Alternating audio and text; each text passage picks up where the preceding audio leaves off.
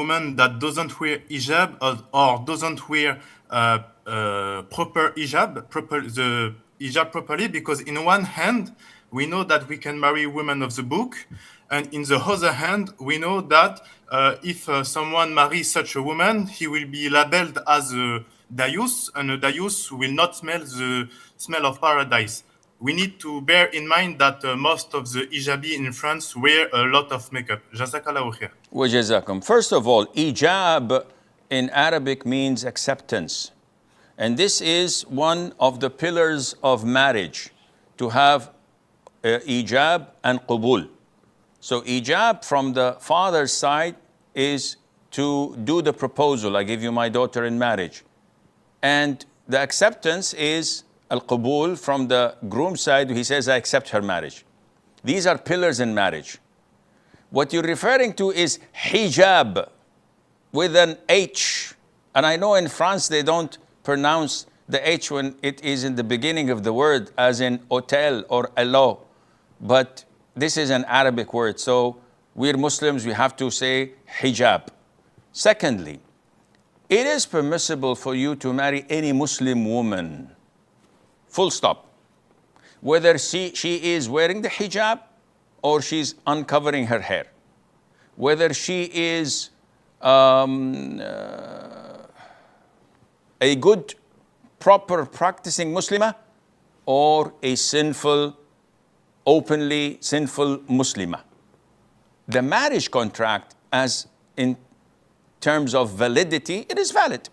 There is ijab, not hijab, and qubul, two male witnesses, Muslims, khalas. The marriage is done. But is it the best thing to do? Of course not. Would be the person allowing his wife to go not wearing the hijab labeled as the youth? Akhi, the youth is a very big word. And when the Prophet said, alayhi salatu wasalam, there are three who will not be looked at or upon by Allah Azza wa Jal, and Allah would not have mercy on them, would not purify them, and would torment them severely in hellfire. One of them is the youth. So when they ask, what is the youth? The Prophet defined this, alayhi salatu, by saying, it is the man who approves vice and indecency and sins with his women folk. So this is a broad sense. A woman who does not wear the hijab by no means is doubtful that she is sinful. There is no dispute. She is sinful big time. She goes against the Quran, the Sunnah, the consensus of the scholars, decency. She goes against the norm of decent women. Nevertheless, this is not the end of the world. It's a sin. She'll be punished in her grave. She's disgracing her parents and her family. She brings the worst of names to her tribe. When she comes, especially if she comes openly on the media and she shows her beauty to everywhere. But we do not label and stamp her to be women of hellfire, just like that. As well as we do not label her husband to be a youth, unless she adds to that free mixing, traveling with men, dancing with them, going out on business dinners or whatever, and the likes. Okay, now, akhi, you're not a real man. You're a youth. And there are many women who are hijabi, who know that they're committing a sin, but they still have Iman, little glimpses of Iman in their heart. They give charity, they fast, they do night prayer, some of them. Yes, they're confused by shaitan.